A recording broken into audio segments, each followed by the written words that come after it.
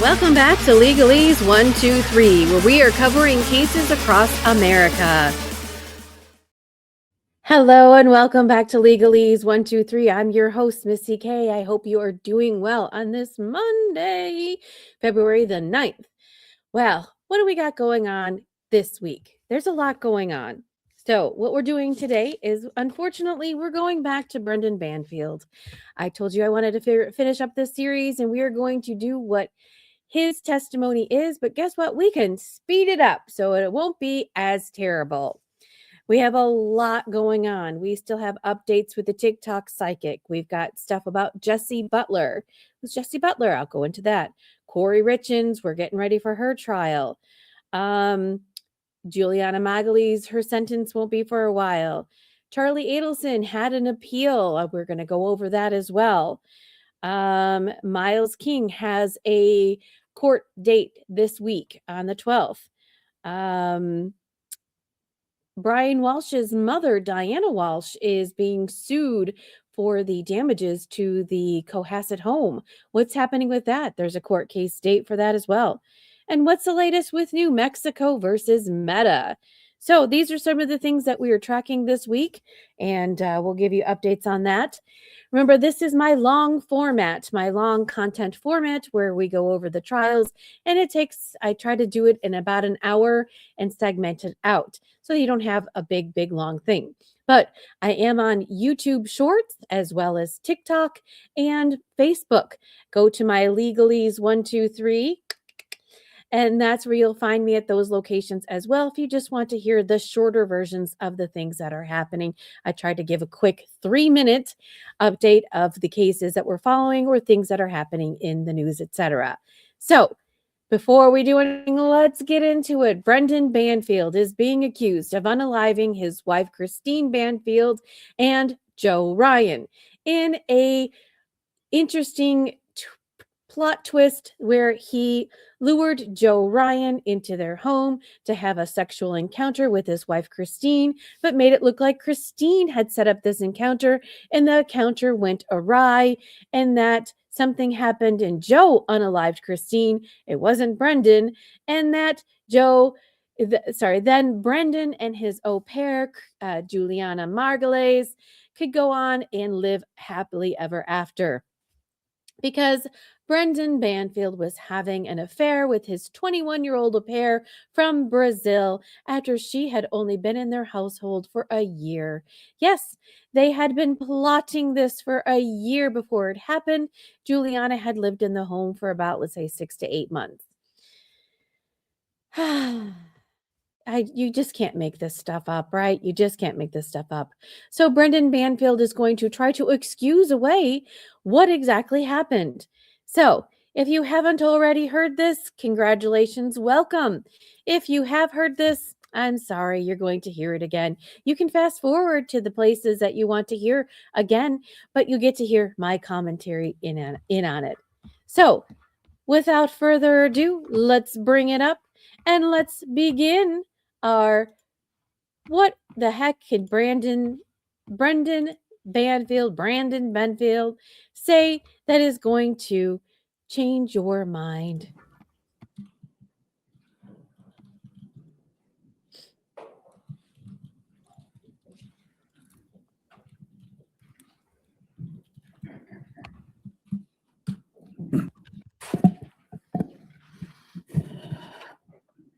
Sir, can you state your name and spell your name for the court reporter? Brendan Banfield, BrendanBanfield. And Brendan, how old are you? 40. And you were married to Christine Banfield, correct? Yes. And how long were you and Christine together? We were together since we were 18. And how did you meet? We met freshman year at college at Quinnipiac University. Now, where are you originally from? I am from Long Island, New York. And is that where you grew up? Yes, I lived there the majority of my life. Now, what prompted you to come down to Virginia? All right, we're going to stop already. Why? He and Christine met when they were 18 years old. He is now 40. Let that sink in. I received a promotion from my job with the Internal Revenue Service. I previously was a tax compliance officer, and I received a promotion to special agent with IRS criminal investigation. Okay, we'll get back to that later. Let's talk about your family. Before Christine's death, describe for the ladies and gentlemen of the jury what your family was. My family was me, Christine, and my daughter Valerie. And what kind of things would you do? And well, prior to you having Valerie, what kind of things would you and Christine enjoy together? Christine and I had a very active social life. We spent a lot of time with our friends. This included playing board games and cards, as well as going on vacations together, and going on vacations with other couples that we were friends with. We did a lot of hiking, going to different forests and different mountains kind of around the country. We also spent some time. We played kickball together. We did quite a bit intramurally. Okay. And when Valerie came along, were you in New York or were you in Virginia? We were still in New York at that point. Okay. And so how old was she when you left New York? She was not one yet. She was 10, 11 months. Okay. Now, what kind of things, and sorry, once again, before Valerie, what kind of things would, in addition to the hiking, what kind of things would you and Christine enjoy doing together? We spent. Ask that question. I would say that we spent a lot of time together. When we weren't working, we did a lot of work around our house. We had two dogs, two huskies that we took care of. We're often taking them on our walks and hikes. And so, in addition to those things, you also both worked? Yes. And what did Christine do for work? Christine had several different jobs. Her primary position was as a pediatric intensive care unit nurse. At other points, she did private healthcare for an individual family. She also did some product training for medical devices, and she also worked as a sexual assault nurse examiner for several years. Okay. And where was that? Was that in? What? Excuse me, what? Sexual assault?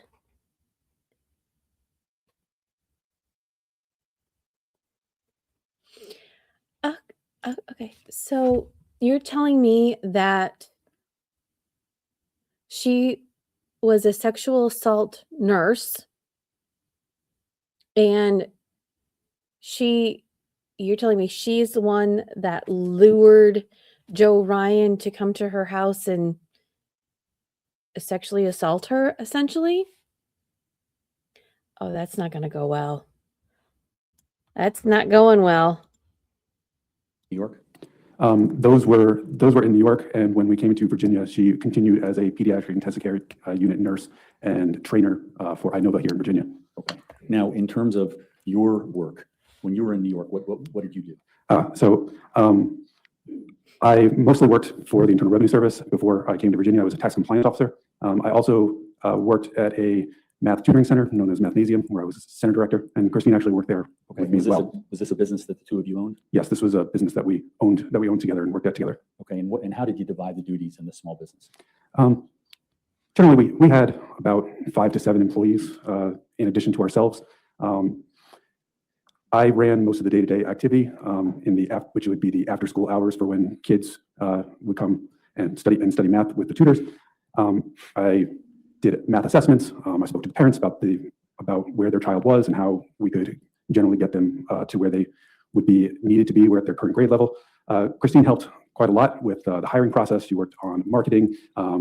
She also spent a lot of time tutoring some of the younger students. And how long did the two of you run that business together? About 3 years. Okay. And when you moved from New York to Virginia, what, if anything, did you do with the business? Prior to moving to Virginia, we sold the business because we weren't going to be able to operate it from Virginia. Now, you indicated previously that Valerie was born up in New York. How old was she when she came down to Virginia with you? I believe about 11 months. I don't know the exact date that we moved here, but yes. Now, in terms of Christine's career and your career moving from New York to Virginia, were you both in line with coming down here for your job? It was a promotion for myself, but it was also ended up being a promotion for Christine when she applied to Inova, because she was going to be training the newer hires as well after she finished her own orientation period.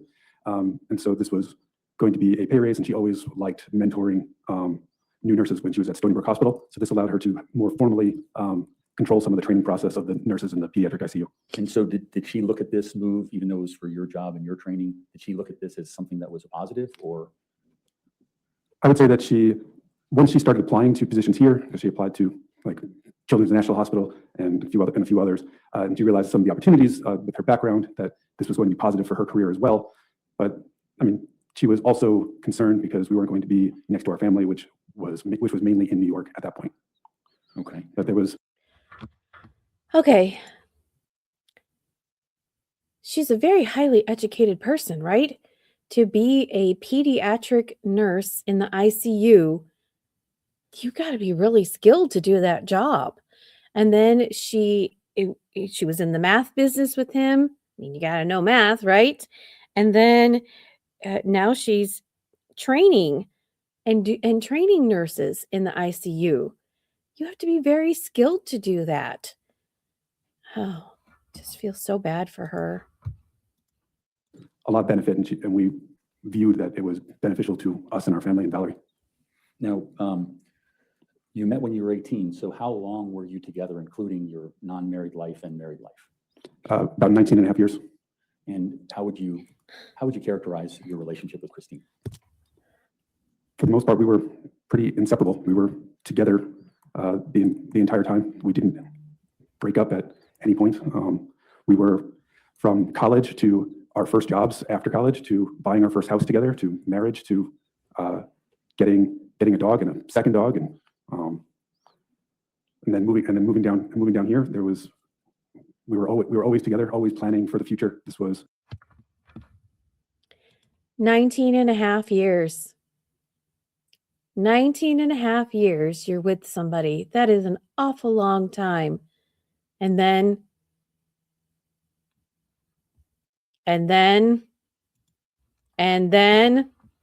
this happens. This was part of our life. Why? Okay. Why? Now, let's talk a little bit about Valerie. Were you and Christine actively involved in Valerie's life? Yes, I would say that we were very active in Valerie's life. Okay, when you invited Valerie into the family, when she came into the family, how did that work? Invited her. Mr. Carroll, I think you had the wrong name. When you invited Valerie into the family? Their daughter. The daughter? Yeah. Okay. I mean, when Valerie was born, I'm sorry, can you ask the question? So I'm sorry, there's a little confusion. I apologize. Valerie, your daughter, I said invited her into your life. When she was born, how did that affect the relationship, and how did you all kind of change to take care of Valerie? I would say that Valerie brought all of our family closer together, including my mother and our in-laws. It kind of brought everyone near to each other. There was a lot of overlap, a lot of family visits, a lot of care from specifically both grandmothers, helping both me and Christine when Valerie was born, and that it was a very joyous moment for our family. She was really the first grandchild for both sets of grandparents. And so First when she was born, it sounded like a positive thing for everything. Yes. And what, if any, involvement did you have, and what involvement did Christine have, knowing that you're both working full time? So our schedules are a bit strange for childcare purposes. Christine would work 12.5-hour shifts, which generally meant that she was leaving at 6:30 in the morning and would be coming back at roughly 7:30 at night. When I was in New York, I was working 6 a.m. until 2:30 p.m. And so on days where both of us were working, generally one of the grandmothers was the primary caregiver when Christine's maternity leave and my leave ended after Valerie was born. Okay, and so it worked out between all of you? Yes, it seemed to be going pretty well. Okay, now how old is Valerie now?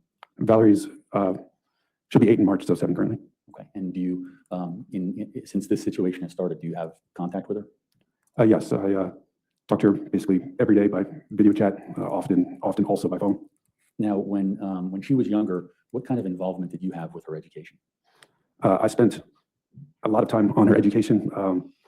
I guess I've spent a lot of time teaching math over the years, and even from before she was in preschool, I spent a lot of time, basically what I would call numerical fluency, starting with counting and moving up through. I've currently been working with times tables with her, which is above grade level. So I've been doing math work with her basically from 2 until present. But I also do. Well, isn't that special? He's been doing tables with her, and she's going to be above math level before she goes to school, right? When we talk about the priorities in our lives and we talk about what matters the most to you and what you give your time and your effort to, and you hear him talk about his daughter, right? So I want you to listen and see how he talks about his daughter, see how he talks about his wife, and see how he talks about his au pair. You can tell there's very big, distinct differences. And we'll note this as we go along. I also monitor quite a bit of what work she does at school, and with this, I spend a lot of time reading with her, and we do. I guess I would say that I make. I call them activity pages, but essentially they're like crossword puzzles and word searches, rhyming words, or consonant combinations such as like ST or CK, and then I'll give a description of a word, and then the word will match. So if it was, sorry. If he's such a great dad, right? If he's such a great dad, why did you bring your daughter to a crime scene? Why did you bring your daughter in to come in, invite your daughter to be introduced to a strange man that was in your house that you thought was maybe an intruder? Oh, we haven't gotten there yet. Hang on. It gets better. It gets better. Why did you bring your daughter inside the house? like TR, and this is a plant that grows tall. She might write tree and things like that, so that she would work additionally on whatever letter combinations they're currently working on in school as additional practice. I do a lot of design work for that also. Okay, and you're designing these things for her to be able to continue kind of working with you? Yes. Okay. Now, what about things like science and engineering and all that sort of thing? Did you ever get into any of that with? So we always did quite a bit of Legos, basically starting at like 2. But after that, we started doing these projects from Kiwi Company, where you would do things like make a little device that would spin a coin for you, or that would launch a disc and you could aim it at a target. We went past that, and now we were doing these Crunch Lab boxes where we were working on things like rocket launches, and there was quite a few others. There was like designing of animals and like stuffed animals, and there was also like different circuits where it would show you how to design basically a button, and then when pressing the button would allow like animations to move or things like that, and it would show more details of how a lot of electronics would work. What kind of things would you and Christine?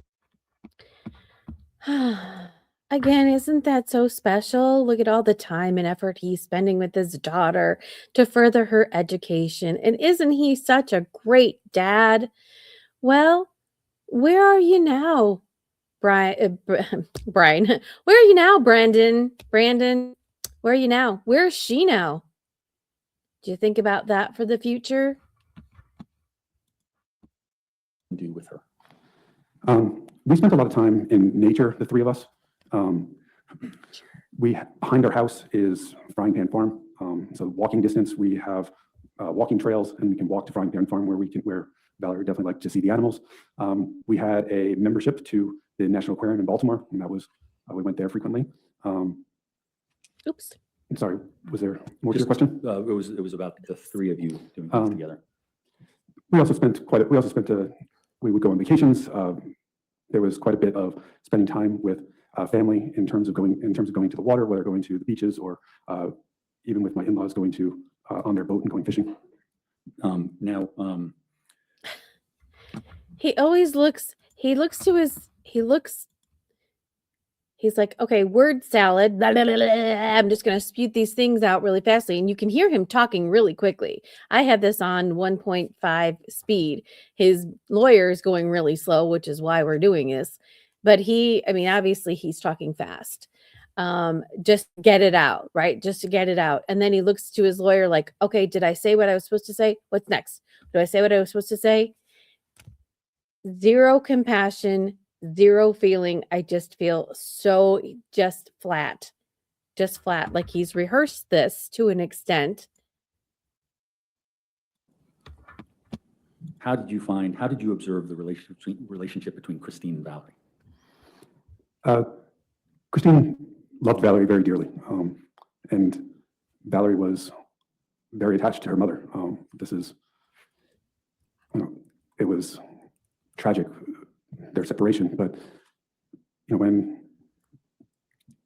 Valerie was always very excited as soon as Christine would get home from work, she would run up to her mother and say, be happy, and call her mama.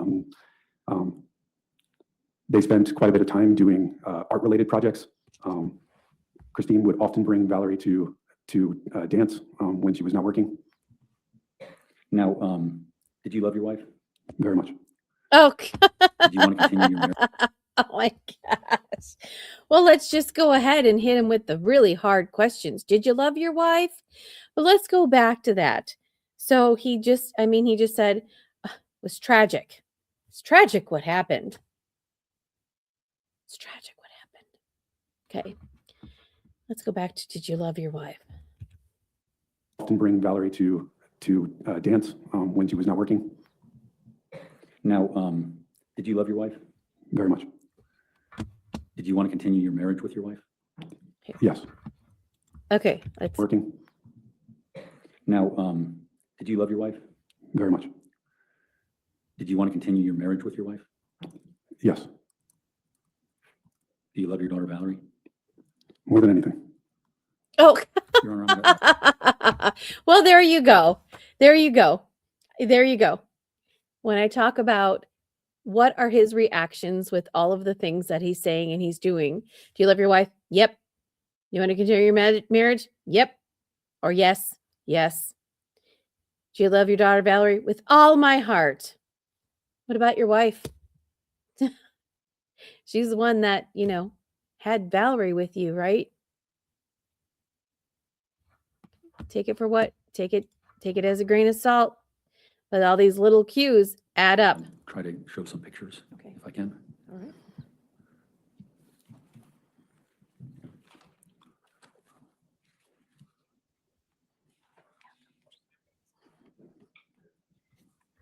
We're going to show some pictures. I might need some assistance from All right, so Mr. can you help Little. him?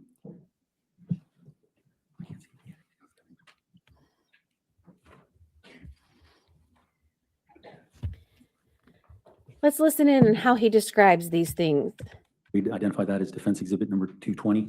Do you recall that situation? Yes, I do. Okay, and Your Honor, I move that in as defense exhibit 220. Any objection? If we could lay some foundation. All right, just foundation. Do you recall this event? Yes, When was that? this was a trip that we took that was in Pennsylvania. We had gone to the Poconos, and we spent some days there in a cabin. This was during that trip we went to a mud run called Warrior Dash. And do you remember when that occurred? I mean, not the exact date, but I would say that it was. I would say it was in 2018. Okay. So would that have been? Sorry. Yeah. Sorry. Yeah, probably. Sorry, I think it's closer to like 2015. Okay, so that would have been when you were living in New York? 2015. Prior to Valerie? Yes. And is this Christine with you? Yes, it is. And Your Honor, I move that in as defense exhibit 220. Judge, I'm not sure how a 10-year-old photo is relevant, but given that, Right. Do you have an objection? Rose? no, it's No objection, 220. She's like, I don't know how a 10-year-old picture is relevant. Is there an objection? No, not really. Yeah. And not only that, why don't we get to see it? Why can't we see this picture? Not fair. Show us. We, the at-home jury, want to see. And so was this a plan that you made to go to the mud run, or is this something that you just, No, how did it come about? we planned a whole trip to the Poconos. We went to a concert while we were there. We spent time. We spent time in a cabin. We did quite a bit of hiking. It was fun. It was a fun trip. Okay. Your Honor, I'm going to move to the next slide. The emotions. There's no That would be emotion. identified as Not like, exhibit. I 220. mean, just so unfeeling. I don't know if he's like disassociating from the situation and the event or whatever. But he's like, yeah, we went on this mud run and we did this and we did that and it was a fun trip. And he doesn't like really like talk about her, right? It's kind of cold and unfeeling is what it sounds like to me. Let me know what you think. 21. Do you recognize that, sir? I do. Was this the same race? It is not. Where is this located? This one took place on Long Island, close to our house in, I believe, Calverton. Okay. Your Honor, move that in as Defense Exhibit 221. Any objection? No. 221? Sorry, Your Honor, to the next slide. Exhibit 365. Is that a picture? What is that a picture of? This is a picture of me and Christine on a fishing boat that leaves out of Port Jefferson. And do you know when that was? Probably 5 or 6 years ago. I'm sorry, Your Honor. I think I said, I think it's 365. Did I say that? Yeah, you said Okay, 365. thank you. Your Honor, move that in as Exhibit Any 365. objection? No. 365. And sir, do you see this video or this photograph? Yes, I do. And who's depicted in this photograph? This is me and Valerie, and Christine's face seems to be cut off, but I believe that's her as Is that well. her? Okay. And do you know when that was taken? This appears to be when Valerie was 4, probably the fall before Christine died. Your Honor, move this in as Defense Exhibit 366. Any objection? No, Your Honor. 366? Sir, do you see this one? Yes, sir. And who is that with you? Christine. And is that, well, tell me what it is. I believe that this is at a rehearsal dinner for one of our friends' weddings, the day before their wedding. And where did that take place? New York or Virginia? New York. Your Honor, move that in as Defense Exhibit 367. Any objection? No, Judge. 367? Sir, do you see that? Yes. And what if, who are the people involved in that? This is me, Christine, and Valerie. And do you remember that? This is on a flight from here in Virginia to Florida before we were going on a cruise. This would have been in 2022. Your Honor, move that in as Exhibit 368. Any objection? No, Your Honor. 368? Sir, do you recognize this picture? Yes, this is me, Christine, and Valerie on the cruise after that flight. Your Honor, move that in as 369. All right. Any objection? No, Your Honor. 369? And sir, do you remember this? Yes, this is on the same cruise at a formal dinner that we went to there. And this is Valerie is excited for, I believe, dessert to be coming, and Christine seems very happy about it. Your Honor, move that in as Defense Exhibit 370. Any objection? No, Your Honor. 370?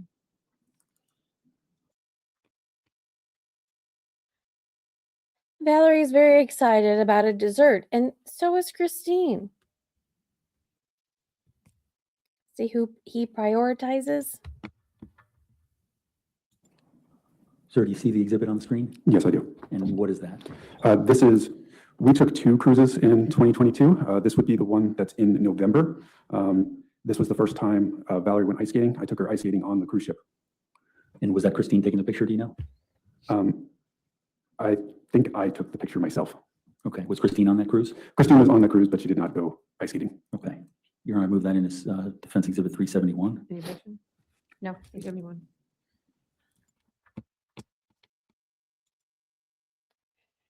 Are we showing these pictures to say how great of a father he was?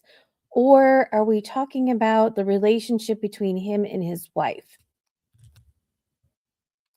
It seems to be a lot about Valerie. Uh, And sir, do you see this? Yes. I What is took this the picture picture myself. of? Christine This wasn't is there. on that same cruise. We were with our friends. Another couple. They have a son that's the same age as Valerie. They would be the ones that took this photo. Your Honor, move that as Exhibit 372. Any objection? No, Your Honor. 372? Details matter. Remember this picture, sir? Yes. Where was that? This is in New York, when Valerie was still less than 1. And did Christine take this picture? Yes. Here, I move that in as Exhibit 373. Any objection? No objection. 373. I think you skipped like 20. Yeah, I must have. Oh, are we telling our lawyer? Are we are we telling our lawyer how to lawyer? Are we telling our lawyer what to do? Obviously, they've prepped this, which is not a problem. That's what you need to do. But you can tell that things are a little bit rehearsed. Kind of contrite is what I would say. Oh, you skipped 20. Why? When you bring these things into evidence, right? There's a point. There has to be a point. Why are you bringing these in? What message are you sending to the jury? What do you want the jury to know? What is the exact point of all of these photographs? Is it to show that you loved your wife? Is it to show you had a great relationship with your wife? That you wouldn't do any harm to her, because that's what you're trying to portray. You love your wife, you love your child. But don't make it to be like you love your child more than you love your wife. Just saying. Just saying.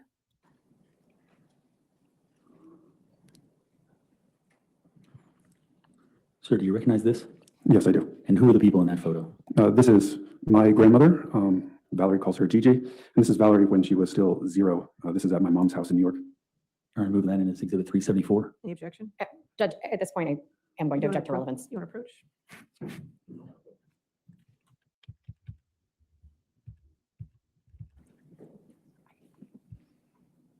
The 375. Hi.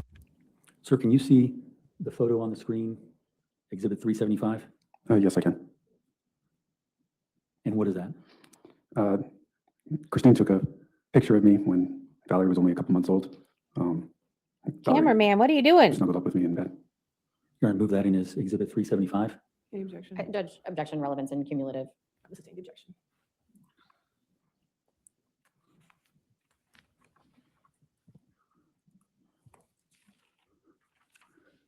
Sir, can you see this? Yes. Okay, what's the significance of this photo in terms of your family? This is taken in Georgia, in Brunswick, Georgia. This is the day of my graduation from the Federal Law Enforcement Training Center Academy, and Christine and Valerie had visited me for the graduation ceremony. Your Honor, move this in as counsel or Defense Exhibit 377. I'm sorry, Judge, same objection, relevance, and cumulative. Sustained objection. Relevance and cumulative.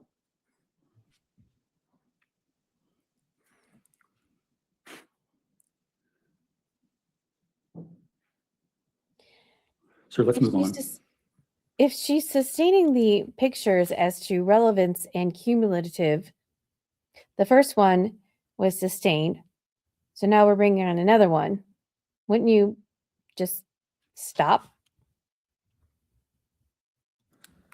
Did you have a relationship with Juliana Perez Magalhaes? Yes. Oh, okay. Tell the ladies and gentlemen of the jury, when did that start? I guess the relationship started as professional in October of 2021 when she came to be a au pair or a nanny for our family. Okay, and she came through an agency?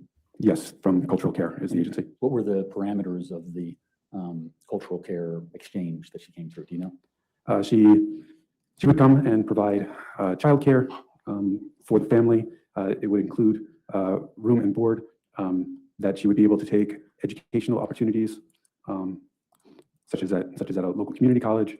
She can work, I believe, up to 45 hours a week, and she would generally provide a loving environment and activities for Valerie. Okay, and had you had a previous au pair before her? Yes, we had an au pair prior to her. Her name was Amanda. She was with us for 2.5 years. And Did you have an affair with Amanda? Or an inappropriate relationship with Amanda? so Juliana was your second au pair? Correct. And so explain kind of from when she got there in October 21, what were her duties and how did you utilize her time when you and Christine were working? So once we moved to Virginia, our work schedules were I guess, more erratic because my work schedule was not set any longer as well. So Christine would still be working generally the 12.5-hour days, but I may have to work at hours that could start at 5 in the morning and sometimes could be going late into the evening. So while generally I would know what I had to do for the day and maybe how long it would take, it wasn't convenient for conventional childcare in terms of having Valerie go to, say, a daycare, because generally they're not open at 6:30 in the morning until nighttime. So generally, the au pair that we had would work similar hours to that Christine had. And when I got home from work, the au pair would be no longer working for the day, or if it was on the weekend that Christine had to work, the au pair generally would be off. So the au pair kind of worked basically 3 12-hour shifts coinciding with Christine's job most of the time. But sometimes if Christine didn't have that many hours during the regular work week, Christine may choose to have the au pair work other hours so that Christine could get things done around the house or other activities that she had to do. So, Okay. So the au pair basically is working in conjunction with Christine. Whatever her hours are, Valerie is being looked after. If 3 12-hour shifts does not equal 45 hours, so perhaps the au pair would also watch Valerie during certain other time frames so that Christine could get some work done. Just trying to get a picture in my head of what their family dynamic was. in terms of your contact with Juliana, describe for the ladies and gentlemen of the jury, what kind of contact would you have on a daily basis prior to having a relationship? Right. Prior to having a relationship, it was mostly logistical.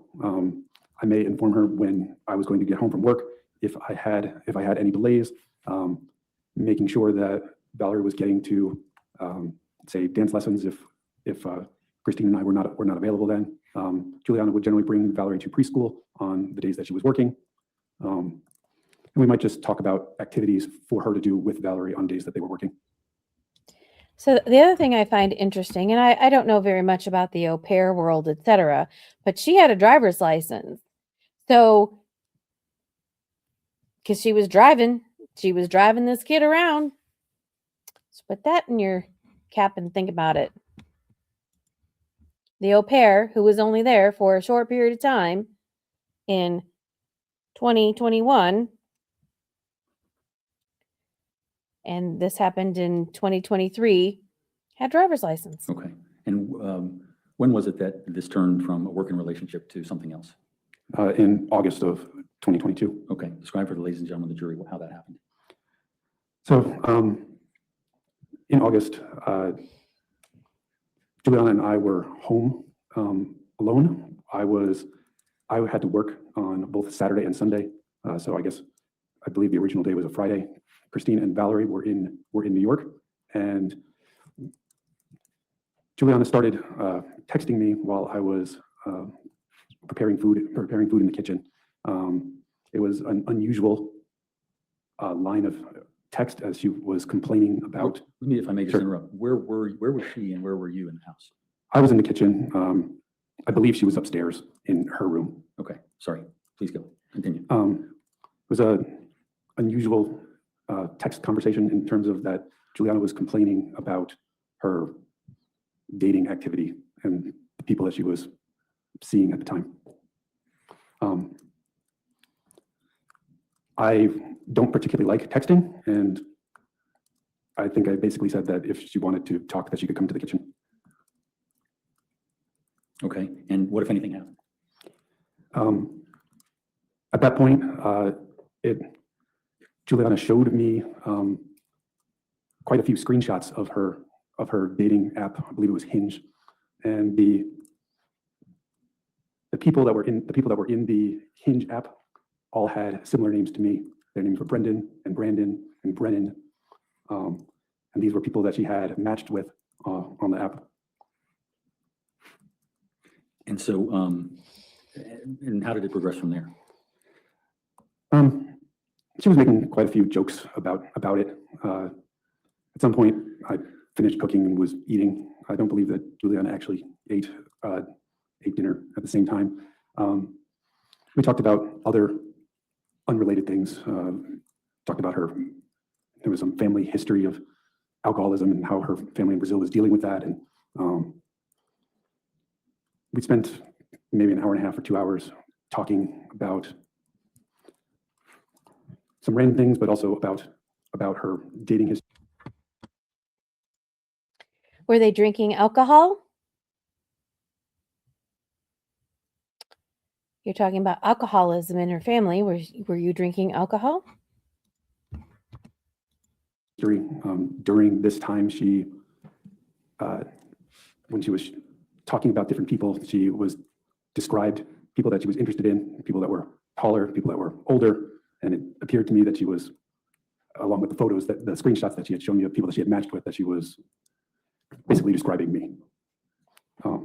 Also, I guess when we were having this conversation, we were sitting at the island in the kitchen, and she. Okay. Brendan, Brandon, Brennan, whatever, are like you. And then the people she was describing were just like you. Okay.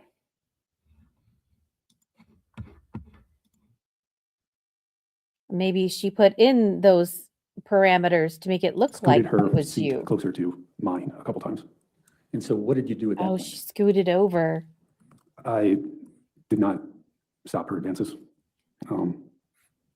At some Why? point, I told her that I was going to go upstairs. Why?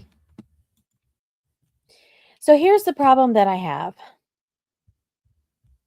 I talked a little bit about, like, so you have this strange woman come into your house, right? She's 21. She's beautiful, right? And not that you would think that your husband or her are going to do anything. You know, you have your mindset and everything says, oh, hey, no, nothing inappropriate is going to happen. They had Amanda 2 years ago. We don't know what she looks like. We don't know what her situation is. But you have this beautiful girl come into your life. She's young. She's vibrant. She's got the whole world ahead of her, right? She's 21. You would think that you would know sort of what is it that she's doing. And you saw the lingerie in her closet. Is that something, did Christine see that? Was that prior to or after when Christine was in the house? Also talk about professional boundaries, right? It's not like she's not your child. You're employing her. You're paying her to be there to take care of your child, right? She should be able to have some time and freedom and stuff outside of the house because, that's sort of what the problem is. She lives there and she works there, which is a problem. Not bringing strange people to the house and just talking about professional things as they arise. But when we talk about this, we also need to talk about him, right? You should know better. You should say, no, we're not going to cross this line. This is a professional relationship. You're the one that's taking care of my daughter, because once you cross that line, where is that going to lead? Where is that going to lead you? To the path of where you are right now. Indicating that I was going to go to bed. And she said that she was tired and that she was going to do the same. A little bit of information about the upstairs of my house. Once you go upstairs, the master bedroom is to the left and all the other bedrooms are to the right. So her bedroom, a guest bedroom, and Valerie's bedroom are to the right. When I went upstairs, I went to the left, and she also took a step towards the left with me. And we had a brief conversation there. And then she came with me into my bedroom. Okay. You have choices to make, right? You have a path in front of you. You have choices to make. You can say, we're going to go down this path. No, we're going to veer this way. No, we're going to veer this way. No, we're going to veer this way. He had several opportunities to stop this. When she was moving closer to him, he could have said no. When they were having an inappropriate relationship talking about her dating app, he should have shut it down and said no. And then when they get upstairs to this area, he should have said no. But here's also the problem that I have with this is that he is leaving out a lot of details. He is making it seem like she's the one that's doing this. They had this conversation. What was the conversation? You are the adult in this situation. You are the adult. You are much older than she is, a minimum 10 years. I'm not sure. I can't do the math quickly in my head, but a minimum of 10 years, right? Did you ever talk to her either that night or later about a continuing relationship? We did not talk that night about continuing a relationship. We did talk about, I would say, in the next few days, I guess we spoke a little bit about the relationship. She had indicated that she was concerned that I was going to tell Christine and that she was going to be essentially fired and sent back and lose her job. Yeah. Which I indicated you that think? I wasn't going to tell her. Okay. Did you tell her? Okay. So now you realize it's an inappropriate relationship. You realize, oh my goodness, she might get fired because she's having this inappropriate relationship with you. But you're like, don't worry, girl, I got you. I'm not going to say anything. We're going to continue this tryst and everything's going to be just fine. Ugh, so disgusted. So disgusted. All right, let's continue on.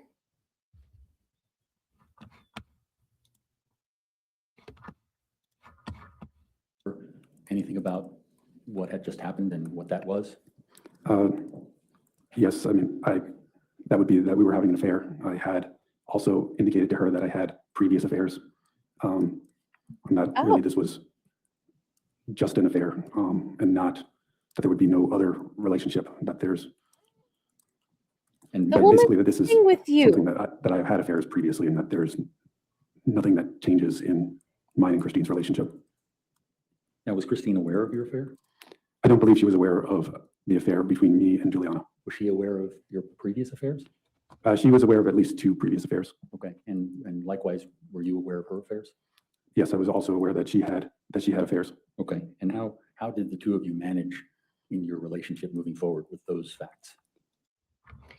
I have heard and seen nothing about any prior affairs that Christine has had.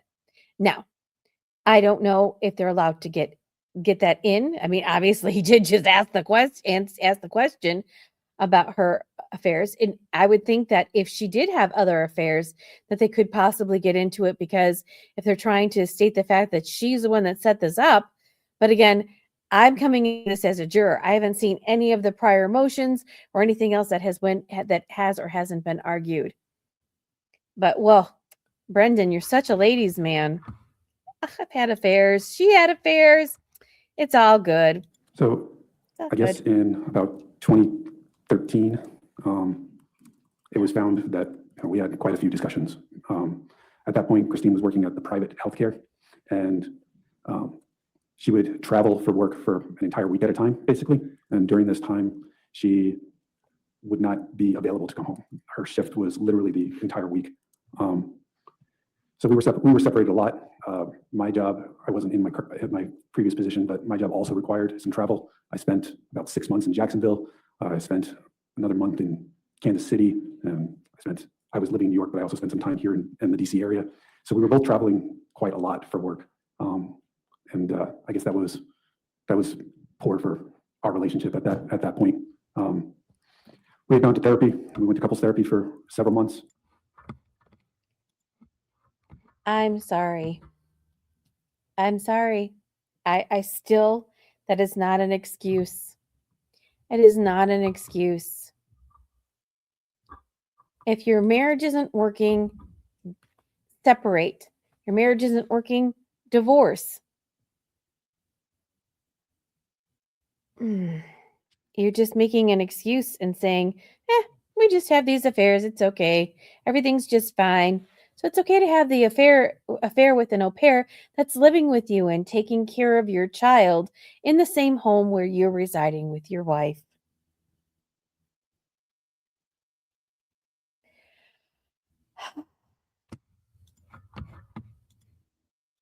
We had decided that we were going to continue our marriage. So now back to 2022. You and Juliana were having an affair outside of the knowledge of Christine. Yes. And how did that look on a daily basis? Yeah. I mean, it's not the same. It's not the same all the time, but I guess it depended, I guess, a lot on Christine's work schedule. If Not only that, okay, I just have one small issue. Not only that, but so in the beginning, he was saying that the relationship was professional, right? And if I'm Christine and I'm looking at the relationship changed, right? Once they had a sexual encounter, the relationship changed. And so, did she notice the changes? Did she say anything about the changes? Did she notice that they were like much more friendlier and much more cozier together, etc.? At some point, you would think that she would have noticed or felt something was off but or different. so Juliana may spend time with me and Valerie during the day instead of when I would get home from work. Juliana used to just kind of leave. She might go to her room or she might go out prior to our relationship. And afterwards, it was more like she chose to do whatever I was going to do with Valerie, whether it was going to be stay home or, like I was Valerie's soccer coach. So when I would go to soccer practice, sometimes Juliana would go, even though I wasn't interacting with her at all. Basically, she was choosing to be with me whenever she could choose to be with me. They also went to the gym So together. Let's move toward the October timeframe of 2022. Did you ever create any sort of a plan with Juliana? No, there was no plan. At this point, our relationship is maybe 6 to 8 weeks old. I think that it's an absurd line of questioning for something that is not serious, that a plan was made to get rid of my wife. That is absolutely crazy. So with no plan. Okay. All right. Let's think back to when you were 21 years old, right? 21. You're coming from a different country. You're living with this man who's much, much older than you and has a daughter. And now you're having this relationship with him, right? You get a little bit confused, right? You talk about marriage. You talk about what life would be like with this person moving forward and having children and other things like that.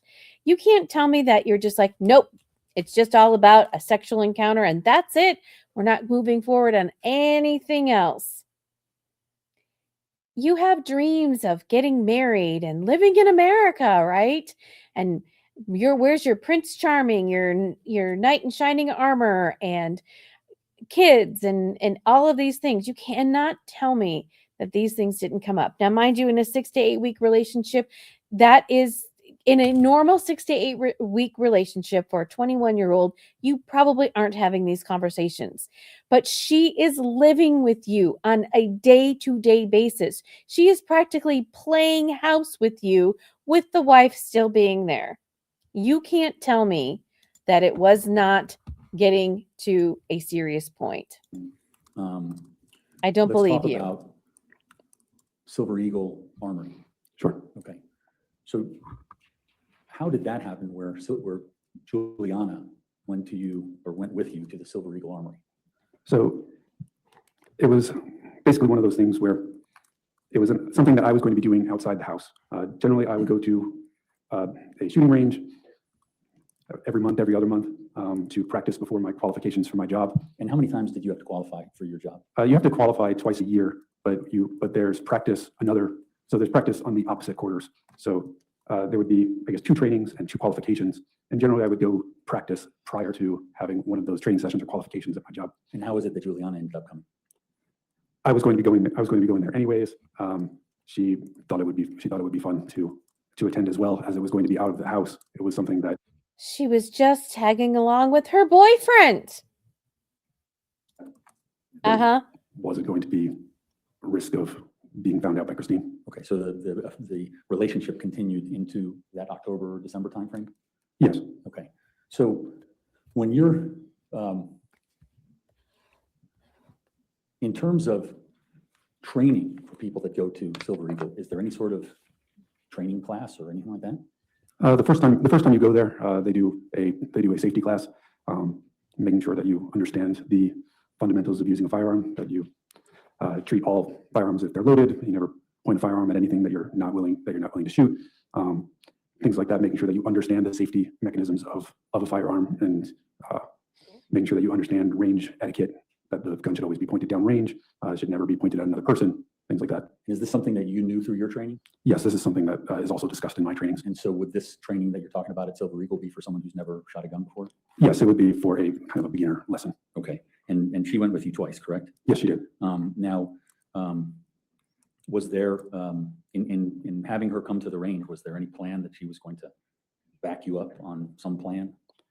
I mean, there was no plan at this point when we had gone to the range. There was none of the suspect email account. There was no Fetlife account. There was no Telegram messages. None of that existed at the point that we went to the range. Okay, now did Fetlife or Gmail or Telegram ever exist for you? I did not know about them until after Christine died. I didn't get to see them until after Juliana's arrest. And you're talking about the criminal reports, the police reports, things like that? Yes. The things that the Commonwealth gives? Yes. Okay. So let's move toward, so let me ask you this. There's some dates that came up recently.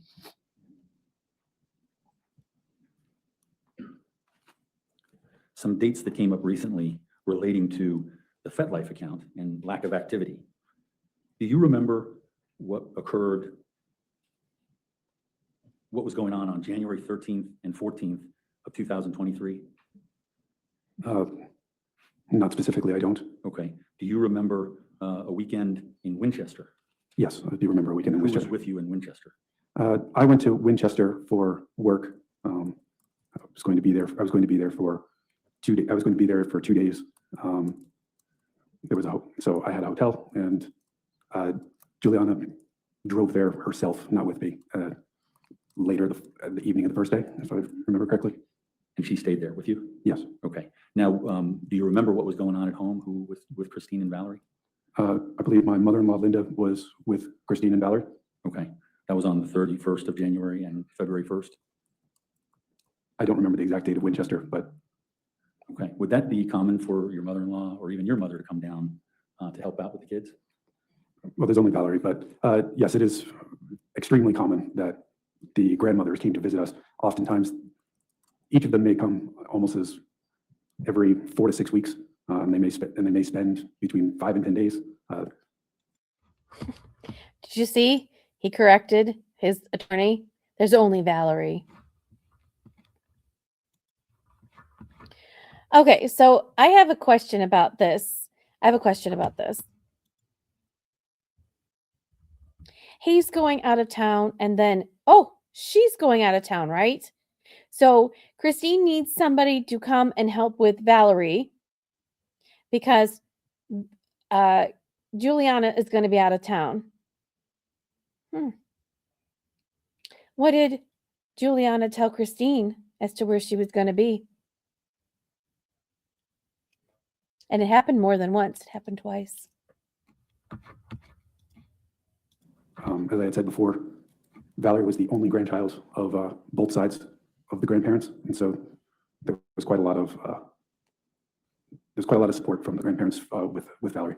Okay. Now, January 13th and January 14th, was that one of those days when someone was visiting or that weekend? I mean, they visited frequently, but I don't remember specifically that they visited that weekend. Okay. Now, Again, if you're making It's, a point, I'm sorry, if you're bringing up this detail and you're making a point, why? I don't remember. It doesn't compute. Doesn't compute. Why are you trying to make a big deal? It'd be like, well, I know that they were saying that he was out of town. So this would be a good time for Christine to have an affair or talk to people or whatever. And she didn't. She didn't during this time, right? Is the reason she didn't just because the mother-in-law was there? But show me a time where she did. Show me any time between, if we're just talking about this period from 2021 to 2023 when all of this happened, show me a time where Christine Banfield was talking to someone else about an affair. Show Let's me. talk about February 24th. All this other stuff is just fodder. Can you describe for the ladies and gentlemen of the jury, what were you doing that morning? What was your plan for the day with work or with family or? Sure. February 23rd is my birthday, and the evening, I was planning to drive to New York with Valerie. My friends in New York had planned a birthday party for me in New York. And I'm sorry, the 23rd was your birthday. Are you talking about the next day? The previous day. Previous day of 23rd? So I believe February 23rd was a Thursday, which was Right. my 38th birthday, and the 24th was the day that. Okay. And my question was, when you were talking about going out, your friends were having a party. You're talking about the 24th? Well, yes, because that was Friday, and I had to work on that Friday still, so I was going to go to New York in the evening. Okay. So the 24th, your day was planned, and what did you fill your day with in terms of your plan? So, but in terms of the day was an important day for me at work as well. There was a important meeting for one of my cases. There was going to be a undercover operation for one of my cases. And we were meeting with the undercover officer, a senior special agent, and my manager. And that meeting was scheduled for 9:30 that day. This was a particularly important meeting for me, as had been indicated that success in this case may lead to me getting a promotion to a senior special agent. Okay. So had you ever heard that kind of talk before? Yes, other people that were hired at a similar time as me, you have to hit certain milestones before you could progress to being a senior agent. So Friday, February 24th, 2023 was potentially a milestone for you? Yes, in terms of your career? it was supposed to be the meeting that would set up for the undercover operation, which was going to take place most likely on Tuesday. So we were going to go over all the documentation and the plan for the operation on Tuesday the following week. Okay. Now, so what did that mean in terms of your normal waking up or any other usual habits? I woke up a little bit earlier that day. I was planning to get to my office, which is in Vienna, prior a little bit earlier, so that I could set up a conference room, have my documents ready, have my presentation ready, have the document for the operation available so that it could be signed off by management. Okay. And so what time did you wake up that morning? I believe I woke up 6:30. Okay. And do you remember whether or not Christine was out? Christine I had seen seemed to be awake and on her cell phone when I was getting ready and taking a shower to get ready for work. Okay. Now, did you have any sort of interaction with her at that time? Yes, she was aware that I had this meeting that day. She wished me luck. She said that she would talk to me before I headed to New York with Valerie. Told me she loved me and have a good day. Okay. So you carried on with your morning. What did that entail? I went downstairs and got my work laptop out of the basement. My work from home space at that time was in the basement. I have a desk down there. So it's because it's quiet. So I got my work stuff ready. I made sure that I had all of my equipment. Getting ready on a typical day would mean that I need to have my credentials, which includes my badge, my firearm, my holster, my handcuffs, two magazines, a belt clip badge, my work cell phone, and then generally I would also have my personal cell phone, my wallet, and my keys, which includes my government vehicle. And so you had a holster that would hold the gun? Yes. And to what side was that holster? It's on the right because I'm right-handed. Okay. And so presumably you're putting it in the right and the gun comes out of it on the right side? Correct. Okay. Now, who else was up and what else was going on in the house that you were involved with? I know Juliana was downstairs when I came upstairs from getting my work stuff out work laptop out of the basement. I don't remember exactly what she was doing. I think she might have been getting stuff ready in the kitchen. Let me just stop you right there. Prior to that time, which would be February 24th, had you ever taken Christine's laptop or taken her phone out of a bag near the door? No, I don't take her laptop. I have no reason to use her laptop. I don't have access to her laptop. It's not a password that I know. I have my own work laptop. I have my own home desktop. I have my own, actually I have 2 cell phones. I have a personal cell phone and a work cell phone. Never fingerprint that laptop. Just asking for a friend. Ever fingerprint that, Steve? His fingerprints or Juliana's fingerprints are on that laptop? My answer is, I guess, a no. And perhaps maybe if they had this plan, maybe they were wearing gloves. I don't know. Just. Our devices were completely separate. And so in terms of, so that's fine. In terms of the idea of the laptop, where it would be on a regular basis, do you have a recollection of where she would put her laptop? Christine kept her laptop actually in several places. Sometimes it is by the front door when she gets home. She would have a backpack, and she would bring the backpack and drop it off and generally go visit Valerie and our dog and me. But usually she would go upstairs and she would bring her backpack with her. And her desk is in the sitting area of our master bedroom. So if you were to go into the master bedroom, you can kind of either go left or right. And to the left is the sitting area, which is where Christine does her work and has her desk and her file and has her files for her job. And if you went to the right, it would be where the master bedroom is, and for a little bit further, the master bathroom. But she didn't also only keep her laptop at her desk. I would say the majority of her use would be sitting in bed with her back against the headboard while she had TV on or something like that. And when she would be done, she might put the laptop in between her nightstand and the bed, or on the nightstand itself, or back on her desk, generally at night. And so, and what about her phone? Where would there be a particular place where she might leave her phone? I mean, her phone was basically always connected to her. Her phone wasn't really away from her basically ever. I mean, she would keep it in her pocket. So following up on the discussion we had about- She normally has her phone with her. So the morning of the unaliving, right? He says she woke up and she had her phone. So how come they found her phone not with her, turned off, and in a drawer, in a desk thing in the kitchen? Explain that. a plan.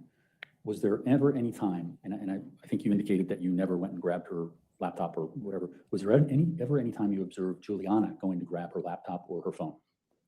I never observed Juliana grab her laptop or her phone. Juliana also has her own laptop and phone. Now, what, if anything, was Juliana and what were Juliana and Valerie supposed to be doing on February 24th? Christine had scheduled for Valerie and Juliana to go to the zoo, at the main zoo in Washington, D.C. Okay. Did you have any role in that? I didn't have any role in planning the trip. I was aware of the trip. And how did you become aware of the trip? Christine had told me that that was something they were going to do. Okay, so you never kind of forced that on her for the 24th? No, it was also written on our calendar. That was shown earlier. Christine had written it on the calendar. She had also written it on Juliana's work schedule in her Au Pair book. Now, what, if anything, did you know about the plan for that day for them? I knew that they were planning to go in the morning. I don't recall if I knew what time they were supposed to go, but I knew they were going in the morning, and I knew that when I saw Juliana in the morning, that's what she was working on doing, was getting Valerie ready. But Juliana had actually asked me to go get Valerie from upstairs.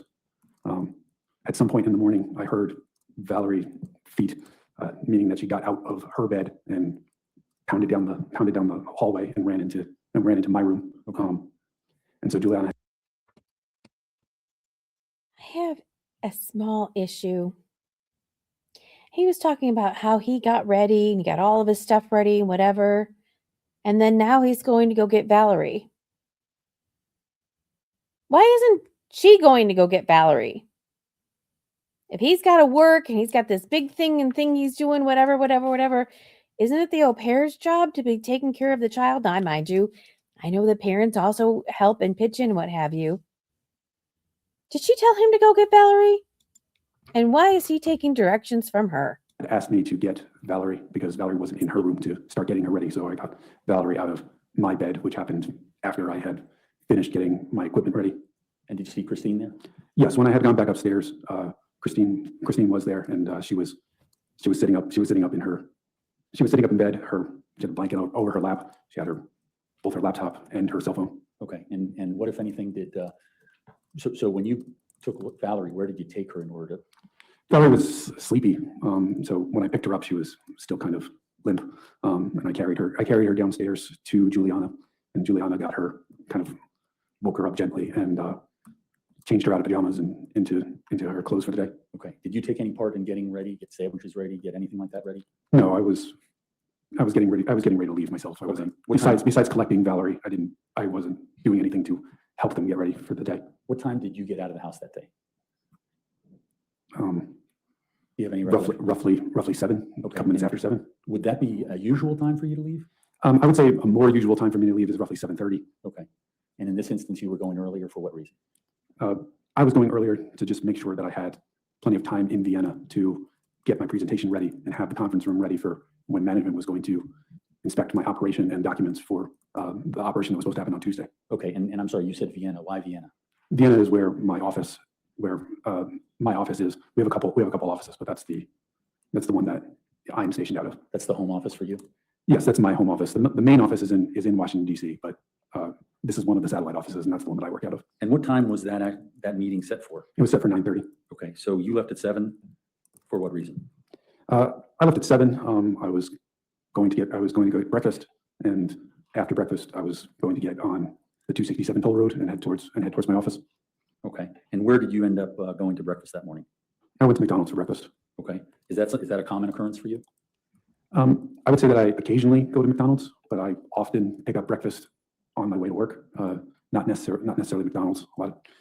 Sometimes it's bagel places or a place to get an egg sandwich, things like that. So it's not uncommon. You don't usually make your breakfast at home? On the weekend, I usually make a bigger breakfast for everyone, but no, normally I don't make breakfast for myself before work. So when you went to McDonald's, there you saw the video that the Commonwealth showed of you driving up to the drive-through. Yes. And it looks as though, well, it appears you go past the drive-through at one point. Is that correct? I did. I circled the drive-through. What was the reason for that? McDonald's app has a QR code so that you get reward points and you can use the deals that you get. And when I initially opened it, it didn't provide me with my code. And that's why I was like blocking the drive-through. And so then I basically just got back in line once the code came up. Okay, and so It was pretty quick. and you had that app on your phone at that time? I've had the McDonald's app for several years. Okay. Now, when you, so I'm sorry, explain to me a little bit about that app. I'm not familiar with it. You can order directly from there, but that's generally not what I do because then the food gets made before you get there. So normally I just open up the QR code section and you can look at the deals, and the deals tell you, you can get a free hash brown with your breakfast, and you can load that, or you can get an orange juice or coffee with it, and then you'll get reward points, and you can use the reward points to get free food too. So It's kind of a loyalty app that's you would find for many restaurants. And so when it didn't work the first time, you came back around? Yeah. And did it work? Yes. Then my QR code came up, and I went to order. Okay. So when we see you in your work vehicle with your sunglasses on, you got your food after that? Yes. Okay. And then what did you do? I pulled straight forward. The McDonald's, the shopping center that the McDonald's is in, the McDonald's is kind of a standalone building. But basically you cross over the road. It's a road in the parking lot. You cross over the road. It's only, it's a two-way road. And basically right on the other side of that road is parking spaces. And I was going to sit there to eat my breakfast. Okay. And what was the parking space? What was the landmark next to your parking space? It's kind of in front of Chuck E. Cheese, but it's really only a few feet from the exit of the drive-through. Okay. And so you went there to go eat your sandwich? Yes, but I started with eating a cookie from Midnight Treats that my friends had brought me for my birthday the day before. If you're familiar with a place like Crumble, they're large cookies. Okay. And I ate that first. Okay. So you ate the cookie, and then what happened? I started my car back up and went back to McDonald's to use the restroom. Okay. And is that in the video the second parking or the first parking space that you went into? Yes, so you see me park next to the side entrance of McDonald's. Yes. And then what, if anything, I mean, you went to the restroom. So what happened then? As I was finishing up in the restroom, I received a call from Juliana. And without saying what she said, what did you do? I left the restroom and went back to my car quickly. And was she alarmed at the time? She sounded that she was very stressed. Okay. And did you tell her that you were coming back? I did not tell her that I was coming back on that original phone call. On the original phone call, I told her that I was going to call Christine. Okay. And did you do that? I did try to call Christine, but I did not reach her. Okay. And so in terms of your communications with Christine, was that unusual for her to not pick up the phone? I wouldn't say that it's unusual for Christine not to pick up the phone, but I would say it's unusual that her phone would go directly to voicemail. Many times if I would call her, she could be busy at work, but her phone would probably be on silent, and therefore it would ring and then go to voicemail. And then she might text me or call me back and let me know when she can call me back. So, but it was unusual that her phone went directly to voicemail. Okay. Now, and so what did that cause you to do? I believe I tried to call Christine again, of which it went to voicemail straight again. After that, I called Juliana back, and I told Juliana not to go in the house, and that I was going to return to the house. Okay. And did you do that? I did. How long did it take you to get back to the house? 10 minutes, 11 minutes, 12 minutes, hard to say. How long would it normally take? I guess it depends on, there's a couple traffic lights. 8 to 12 minutes. Were you, at that point, were you rushing? Were you? Objection leading. What if, at that point, how was it that you were proceeding back to the house after the two phone calls that Christine didn't answer and the phone calls you received from Juliana? I started driving quickly back to the house. I took the most direct route back to the house. Okay. Now, if I can just stop you right there. Was there any plan for how something would happen with Juliana on February 24th? There was no plan with Juliana on February 24th. As far as I knew, Juliana was going to be going to the zoo with Valerie, and Christine had just taken off from work, and I understood that she was going to be home, but I didn't know anything else at that point. I was more concerned with my day of what I had to do at my job. Prior to leaving the house, did you do anything with anyone's devices other than your own? I didn't touch anyone else's devices that I remember that morning. I was just getting ready for work. Okay. Specifically, did you touch Christine's devices, either of those? No, I did not touch her devices. Even the laptop and the phone? No, I did not touch her devices. Mr. Carroll, is this a good time, or do you have more questions? May I just look one Sure, second?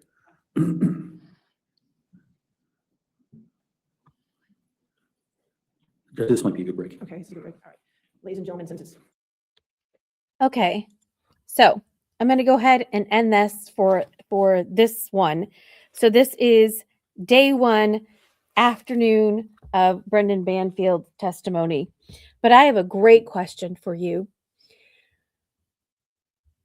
I think I asked this before. It was Brendan's birthday, right? And he turned, I think he said 38 the day before. And that he was supposed to go to New York with Valerie for something, right? I just, okay. It's your husband's birthday the day before, and you took off work that Friday. why did you take off work? Did you and your husband have a conversation and you were going to perhaps plan the day? If Juliana was taking Valerie out for the day, were you going to have something special planned that day? Why did she take off that day?